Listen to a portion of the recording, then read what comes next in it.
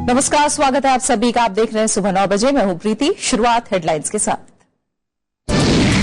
Paris आतंकी हमले के मामले में फ्रांस और बेल्जियम में धरपकड़ तेज, 23 गिरफ्तार और 100 से ज्यादा हिरासत में। राष्ट्रपति ओलांद ने कहा, आईएस से मुकाबले को रूस और अमेरिका का साझा अभियान जरूरी। आतंकियों के खिलाफ फ्रांस को हर संभव मदद देगा भारत। केंद्रीय गृह राज्य मंत्री किरेन रिजिजू का बयान। सीरिया में जमीनी कार्रवाई से अमेरिका का फिर इनकार। रक्षा संबंध और आतंकवाद के खिलाफ सहयोग बढ़ाएंगे भारत और चीन। चीनी सैन्य आयोग के साथ बातचीत में सीमा पर शांति बनाए रखने पर सहमति। आज प्रधानमंत्री से मिलेंगे चीनी जनरल पेंग शेंगलोंग। जीएसटी बिल को पारित कराने के लिए विपक्ष को मनाने की हर संभव कोशिश करेगी सरकार। यूएई इंडिया इकोनॉमिक फोरम में वित्त मंत्री अरुण जेटली का बयान, जारी रहेंगे श्रम सुधार। और तमिलनाडु में भारी बारिश का दौर जारी, अब तक 95 की मौत। एनडीआरएफ की 11 टीमें तैनात। कांग्रेस अध्यक्ष सोनिया गांधी की केंद्र और राज्य सरकार से पीड़ितों को हर संभव मदद की अपील।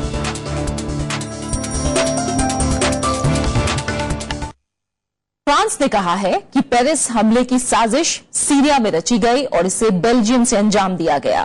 पुलिस ने हमले के एक और मास्टरमाइंड बेल्जियम के अब्दुल हामिद अब्बाउद की पहचान का दावा किया है। वहीं संदिग्ध आतंकी साला अब्देसलाम के खिलाफ गिरफ्तारी वारंट जारी किया गया है। भारत ने भी फ्रांस को हर संभव मदद देने का भरोसा दिया है। पेरिस हमले के मृतकों को सोमवार को फ्रांस समेत पूरे यूरोप में श्रद्धांजलि दी गई। पेरिस के सोरबोन विश्वविद्यालय में राष्ट्रपति फ्रांसवा ओलांद की अगुवाई में हजारों लोगों ने 1 मिनट का मौन रखा। पेरिस के मशहूर एफिल टावर पर भी ऐसा ही कार्यक्रम हुआ। राष्ट्रपति ओलांद ने संसद को भी संबोधित किया। उन्होंने अमेरिका और रूस को मतभेद दूर करके इस्लामिक स्टेट के खिलाफ साझा कार्रवाई की सलाह दी। ओलांद ने कहा कि वो जल्द ही अमेरिकी राष्ट्रपति बराक ओबामा और रूस के राष्ट्रपति व्लादिमीर पुतिन से मिलेंगे। फ्रांस में आपातकाल की अवधि बढ़ाने के लिए बिल आज संसद में पेश किया जाएगा। J'estime en conscience que nous devons faire évoluer notre constitution pour permettre au pouvoir public d'agir conformément à l'état de droit contre le terrorisme de guerre। France में आरोपियों की धरपकड़ जारी है। पुलिस ने अब तक 168 ठिकानों पर छापेमारी करके 127 लोगों को हिरासत में लिया है। पुलिस ने बेल्जियम के एक संदिग्ध आतंकी सालाह अब्देसलाम की तस्वीर जारी की है। इस पर हमले की साजिश रचने का आरोप है। बेल्जियम के ही अब्दुल हामिद अब्बाउद पर भी हमले का शक जताया जा रहा है। फ्रांस के प्रधानमंत्री ने नए हमलों की आशंका से भी इनकार नहीं किया है। Le terrorisme peut frapper, a frappé, même si nous avons évité de nombreux attentats, peut frapper et peut frapper de nouveau ces jours-ci, dans les jours qui viennent, dans les semaines qui viennent, je ne dis pas cela। इस बीच भारत ने भी कहा है कि आतंकवाद के खिलाफ वो फ्रांस को पूरी मदद देने को तैयार है। भारत सरकार ने ये घोषणा किया कि हम इस फ्रांस की लड़ाई को सिर्फ फ्रांस का ही लड़ाई नहीं मानते हुए विश्व का एक लड़ाई ऐसे मान करके पूरा समर्थन करने का फैसला किया। शुक्रवार को पेरिस में रेस्तरां, कंसर्ट हॉल और स्टेडियम के पास हुए हमले में 129 लोग मारे गए थे। दूसरे विश्व युद्ध के बाद फ्रांस में ये सबसे बड़ा हमला था। Bureau report, Rajya Sabha TV. Islamic state के खिलाफ अमेरिका जमीन पर सेना नहीं उतारेगा। अमेरिकी राष्ट्रपति बराक ओबामा ने कल तुर्की के अंतोलिया में इसकी घोषणा की। ओबामा ने कहा कि सीरिया में आईएस के खिलाफ दूसरे देशों को साथ लेकर रणनीति को अंजाम दिया जा रहा है। उन्होंने कहा कि आतंकी संगठनों के खिलाफ इसी रणनीति को और मजबूती से अंजाम दिया जाएगा। On the military front, our coalition is intensifying our airstrikes, more than 8,000 to date. We're taking out ISIL leaders, commanders, their killers. We've seen that when we have an effective partner on the ground, ISIL can and is pushed back.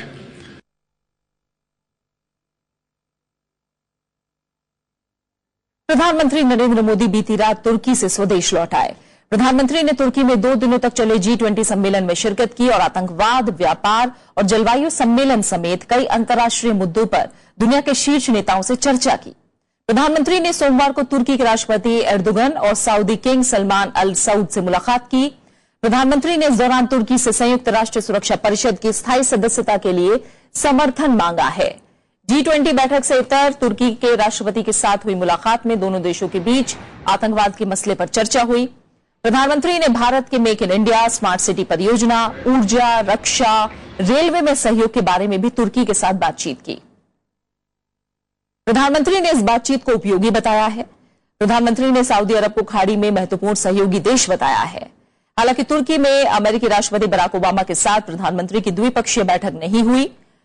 तुर्की के पहले प्रधानमंत्री अपने 5 दिनों के विदेश दौरे के तहत 3 दिन के लिए लंदन भी गए थे। G20 शिखर सम्मेलन के आखिरी दिन यानी सोमवार को आतंकवाद के खिलाफ साझा रणनीति बनाकर काम करने की अपील की गई। पहले से तय एजेंडे से अलग हटकर G20 में पहली बार आर्थिक मुद्दों के अलावा किसी अन्य मामले पर चर्चा हुई और प्रस्ताव पारित किया गया। शिखर सम्मेलन के बाद जारी एक संयुक्त बयान में सभी सदस्य देशों ने आतंकवाद की निंदा की। बयान में आतंकवादी गुटों की आर्थिक मदद पर रोक लगाने पर जोर दिया गया। सम्मेलन के पहले दिन भी भारत समेत सभी सदस्य देशों ने आतंकवाद की एक सुर में निंदा की थी। प्रधानमंत्री नरेंद्र मोदी ने आतंकवाद से लड़ने के लिए दुनिया के देशों की साझा कोशिशों पर जोर दिया। उन्होंने कहा कि दुनिया को आतंकवाद से सख्ती से निपटना होगा और आतंकवाद के अलावा G20 शिखर सम्मेलन में जलवायु परिवर्तन, व्यापार, IMF, कोटा सुधार और सब्सिडी के मुद्दे पर बातचीत हुई। प्रधानमंत्री नरेंद्र मोदी ने बिना भेदभाव और पारदर्शी वैश्विक व्यापार व्यवस्था पर जोर दिया। भारत ने अमेरिका के प्रस्ताव को खारिज करके ईंधन सब्सिडी घटाने से इनकार कर दिया। साथ ही काले धन पर रोक लगाने के लिए बैंकिंग सूचनाएं साझा करने पर जोर दिया गया। G20 शिखर सम्मेलन के आखिरी दिन सोमवार को सदस्य देशों के बीच व्यापार, वित्त और जलवायु परिवर्तन के मुद्दे पर गहरी रस्साकशी रही। अमेरिका ने घरेलू गैस और पेट्रोलियम की खपत कम करने के लिए उस पर दी जाने वाली सब्सिडी को 2025 तक खत्म करने का प्रस्ताव किया। भारत ने अपनी विकास जरूरतों के लिए इसे जरूरी बताया और सब्सिडी में कमी का विरोध किया। G20 adopt a date certain for the elimination of all fossil fuel subsidies. They wanted the adoption of 2025 as the date by which all.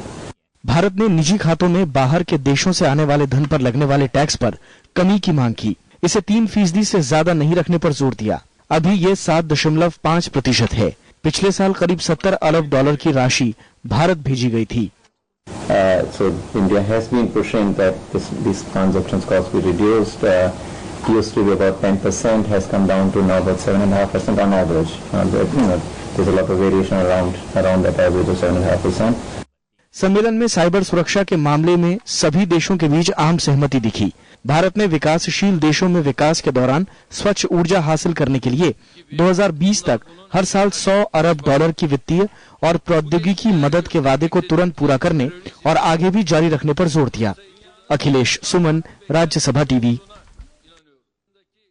वित्त मंत्री अरुण जेटली ने कहा है कि जीएसटी से जुड़े संविधान संशोधन विधेयक को संसद के शीतकालीन सत्र में पारित कराने के लिए विपक्ष को मनाने की हर संभव कोशिश की जाएगी।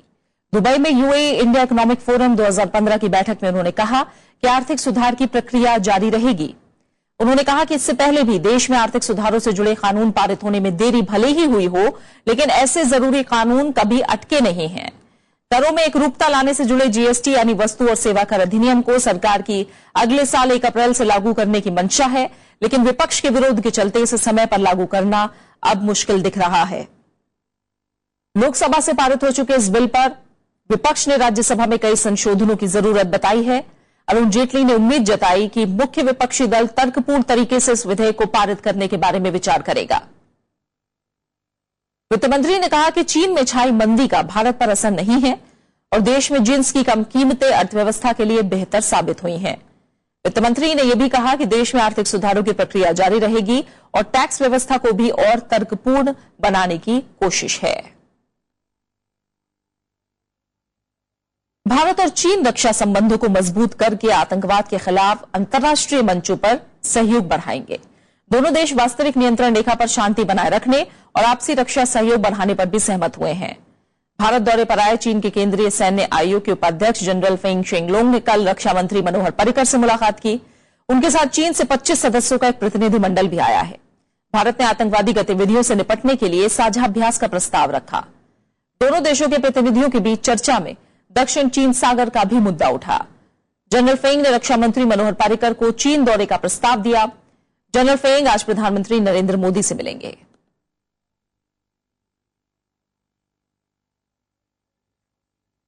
और फिलहाल एक छोटे से ब्रेक के लिए रुक रहे हैं और ब्रेक के बाद देखेंगे देश भर में छठ की उमंग।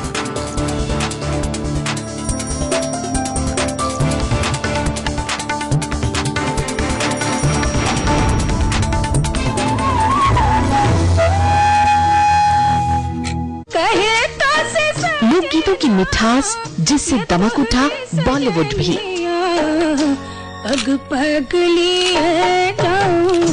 छठ की रौनक उनकी आवाज के बगैर अधूरी है।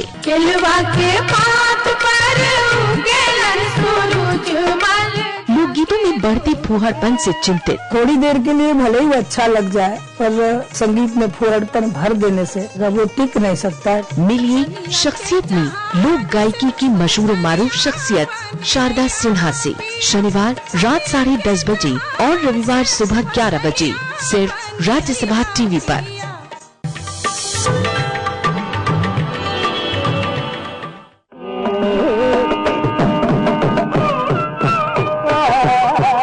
मदुरई सुब्बालक्ष्मी कर्नाटक शैली की मशहूर संगीतकार, संयुक्त राष्ट्र संघ सभा में संगीत प्रस्तुति देने वाली पहली भारतीय, भारत रत्न से सम्मानित पहली महिला संगीतज्ञ, रेमन मैगसेसे से अवार्ड पाने वाली पहली भारतीय महिला।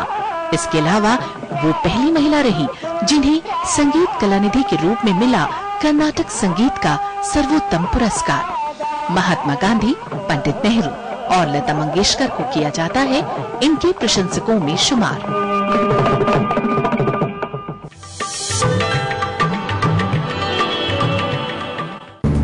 आजादी के बाद कैसे बदला परिवेश, कैसे बनी संसद, कैसे उठा देश। When the world sleeps, India will awake to life and freedom. कौन थे वो लोग जो दे गए हमको शानदार विरासत, लोकतंत्र की मजबूत इमारत। राज्यसभा टेलीविजन।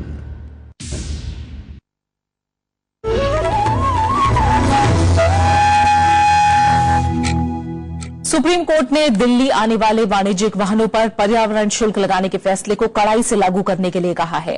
कोर्ट ने चेतावनी दी कि अगर इसमें ढिलाई बरती गई तो संबंधित एजेंसियों के खिलाफ अवमानना नोटिस जारी किया जाएगा।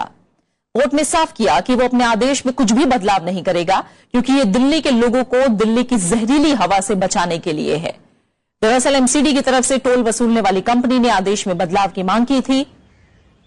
कोर्ट ने इस पर भी नाराजगी जताई कि उसके आदेश के बावजूद 1 से 6 नवंबर तक दिल्ली में पर्यावरण शुल्क नहीं वसूला गया। कोर्ट ने 1 नवंबर से वाणिज्यिक वाहनों से 700 से 1300 रुपए तक वसूलने के आदेश दिए थे।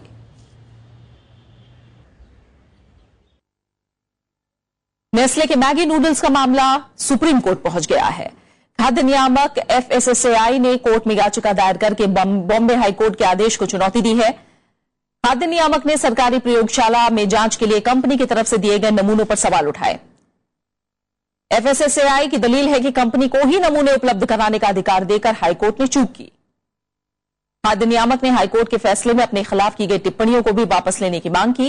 हाईकोर्ट ने 9 तरह के मैगी नूडल्स पर प्रतिबंध लगाने के FSSAI के आदेश को रद्द कर दिया था।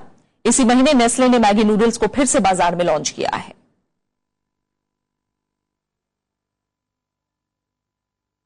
भारत के निर्यात में अक्टूबर महीने के दौरान गिरावट दर्ज की गई है। पिछले साल के मुकाबले इस महीने निर्यात में 17% से ज्यादा की कमी आई है। अक्टूबर में 21.35 अरब डॉलर का निर्यात हुआ। इस दौरान आयात में भी 21% की कमी आई है। अक्टूबर में कुल आयात 31.12 अरब डॉलर का रहा। आयात में कमी की वजह से व्यापार घाटे में कमी आई है। इस दौरान 9.76 अरब डॉलर का कुल व्यापार घाटा हुआ, जबकि पिछले साल इस दौरान 13.5 अरब डॉलर का व्यापार घाटा हुआ था। बीते साल के मुकाबले इस बार अक्टूबर में कच्चे तेल के आयात में 45% की कमी दर्ज की गई है। वहीं खुदरा महंगाई के बाद अक्टूबर में थोक महंगाई दर में भी बढ़ोतरी दर्ज की गई है और अक्टूबर में ये 0 से 3.81% नीचे रही। सितंबर में ये 0 से 4.54% नीचे थी। थोक महंगाई में ये इजाफा दलहन, सब्जी, प्याज और डेयरी उत्पादों के महंगा होने से हुआ है। अक्टूबर में खाने पीने की चीजों की महंगाई दर बढ़कर 2.44% पहुंच गई।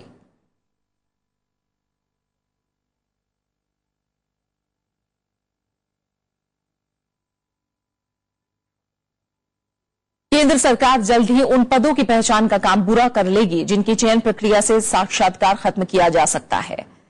केंद्रीय कार्मिक राज्य मंत्री जितेंद्र सिंह ने कहा कि ये 31 दिसंबर तक ये काम पूरा हो जाएगा। प्रधानमंत्री नरेंद्र मोदी ने स्वतंत्रता दिवस के मौके पर इसका ऐलान किया था। अगले साल 1 जनवरी से केंद्र सरकार के ग्रुप डी, सी और बी के गैर राजपत्रित पदों के लिए चयन के लिए साक्षात्कार नहीं होगा। इस मुहिम से उन लाखों परीक्षार्थियों को फायदा होगा जो विभिन्न विभागों में नौकरियों के लिए लिखित परीक्षा और साक्षात्कार देते हैं। We are very hopeful and confident that before the deadline of 31st December 2015, we would be able to do away with the practice of conducting interviews, at least for Group C and D posts. And gradually this will follow for the other posts also. केंद्र सरकार ने राज्यों से भी ऐसे पदों की पहचान करने को कहा है जिनके चयन प्रक्रिया से साक्षात्कार को खत्म किया जा सके।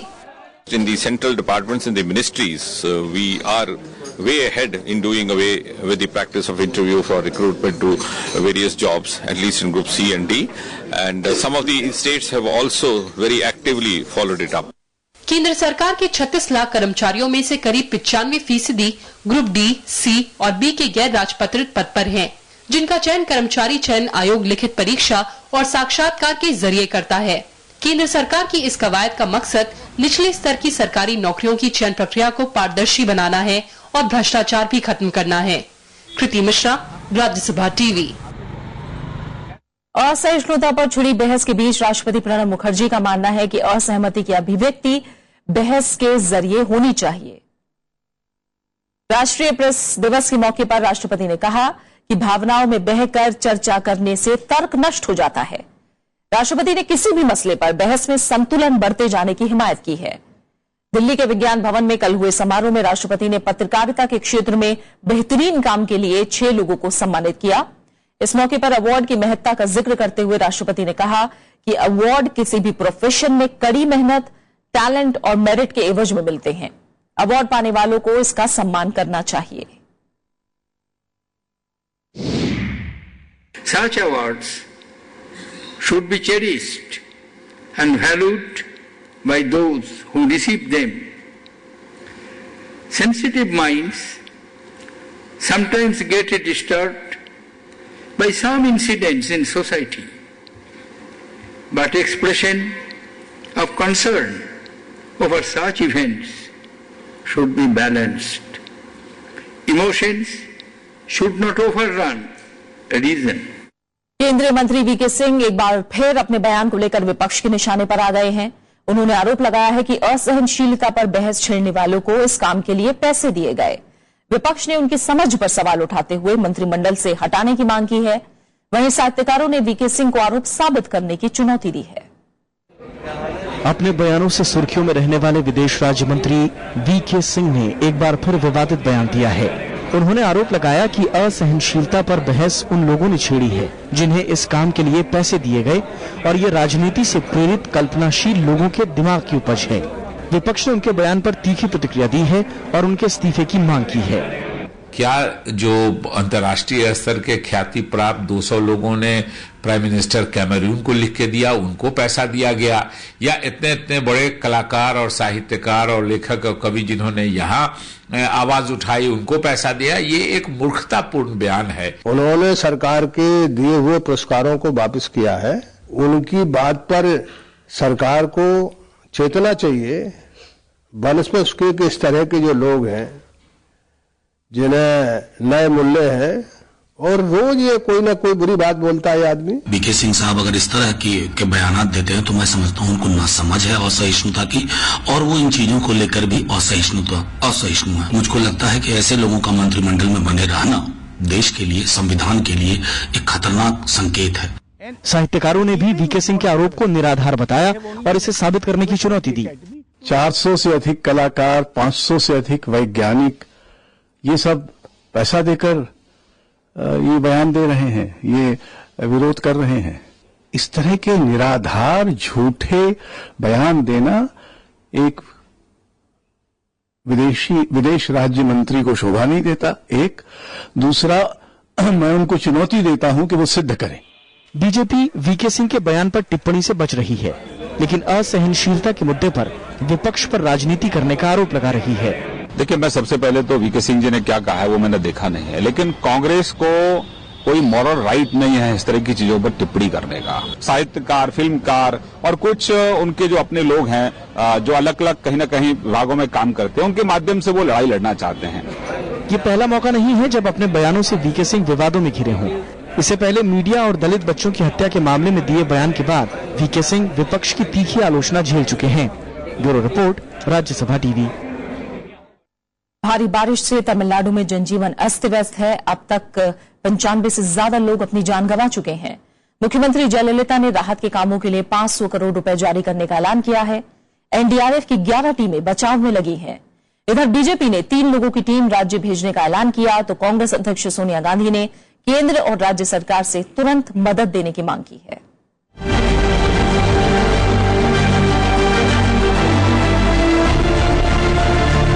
ये तस्वीरें चेन्नई और उसके आसपास के इलाके की हैं। पानी में डूबी बस से अंदाजा लगाया जा सकता है कि बीते कुछ दिनों से तमिलनाडु में हो रही बारिश से लोग कितने परेशान हैं। चेन्नई में जलजमाव और रेल सेवाओं में देरी से लोगों को दफ्तर पहुंचने में दुश्वारियों का सामना करना पड़ रहा है। मूसलाधार बारिश से चेन्नई के कई इलाकों में पानी भर गया है। एहतियातन मछुआरों को समुद्र तट से दूर रहने की हिदायत दी गई है। हालात को देखते हुए तमिलनाडु और पुडुचेरी में सभी शिक्षण संस्थानों को फिलहाल बंद कर दिया गया है। भारी बारिश के चलते ट्रेनों और हवाई उड़ानों पर भी असर पड़ा है। प्रदेश के लोगों का कहना है कि बीते 15 साल में ऐसी बारिश नहीं हुई। மழை வெள்ளத்துல 10 நாளா மழை வந்ததால ஒரே தண்ணி வந்து இந்த சாக்கடை தண்ணியும் சேர்ந்து வரதால வீடுகளெல்லாம் மூழ்கி போச்சு. மக்கள் ரொம்ப அவதிப்படுறாங்க. குழந்தை குட்டிலாம் வந்து मौसम विभाग ने अगले 3 दिनों के दौरान तमिलनाडु, पुडुचेरी और तटीय आंध्र प्रदेश में भारी बारिश की आशंका जाहिर की है।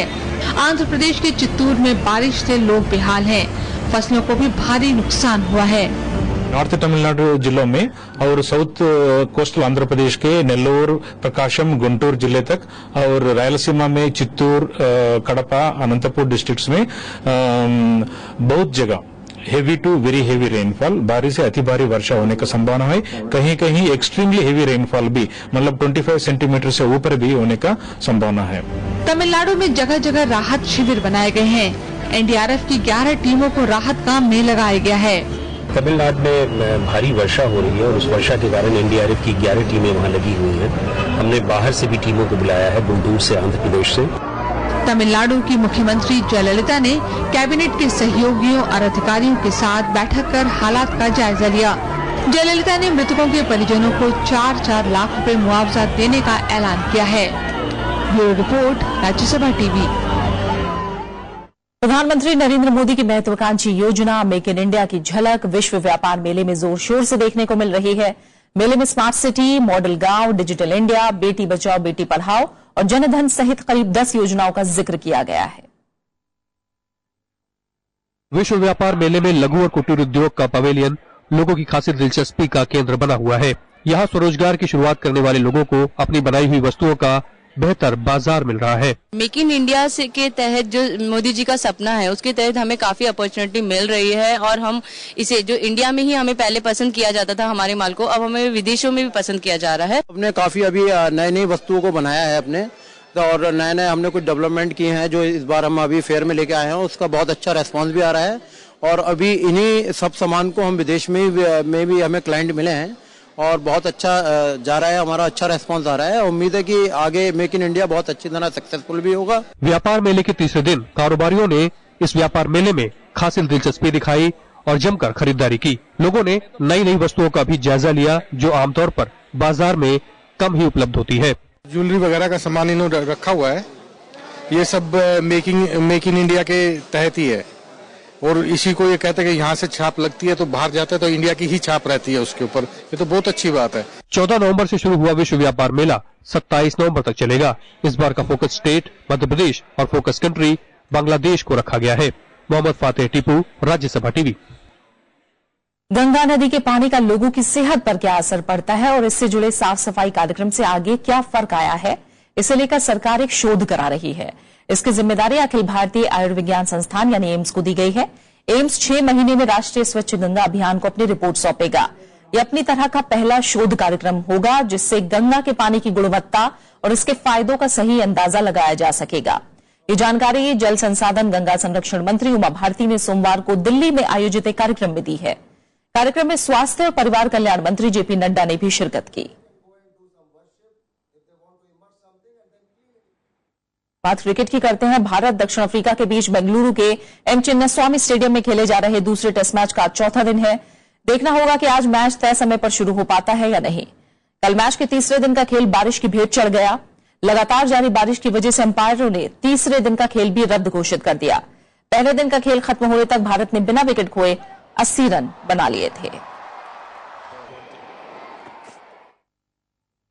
ऑस्ट्रेलिया के तेज गेंदबाज मिशेल जॉनसन ने अंतर्राष्ट्रीय क्रिकेट से संन्यास लेने का ऐलान कर दिया है।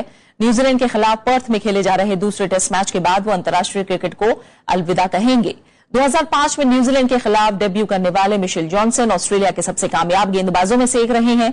अपने करियर में कुल 73 टेस्ट मैच खेलने वाले जॉनसन ने 311 विकेट लिए, जबकि 153 वनडे मैचों में उन्होंने 239 विकेट झटके। बिहार समेत देश भर में छठ पर्व की तैयारियां जोरों पर हैं। सूर्य उपासना के इस पर्व में आज अस्ताचल सूर्य को पहला अर्घ्य दिया जाएगा। रविवार को नहाय खाए के साथ पर्व की शुरुआत हुई थी। बाजारों में रौनक छाई है, लोग खरीदारी कर रहे हैं। वहीं घाटों की साज सज्जा भी की गई है। कल सुबह उगते हुए सूरज को अर्घ्य दिया जाएगा। इसे बिहार, झारखंड और पूर्वी उत्तर प्रदेश का लोक उत्सव माना जाता है। हालांकि दिल्ली, मुंबई समेत दूसरे शहरों में भी प्रवासी ये पर्व मनाते हैं।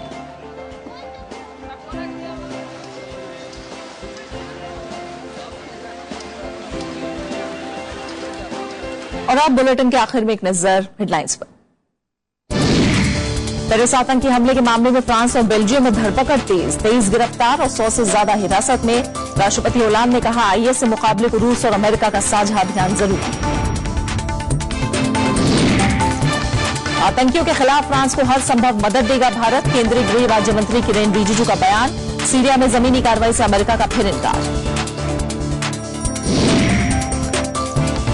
रक्षा संबंध और आतंकवाद के खिलाफ सहयोग बढ़ाएंगे भारत और चीन।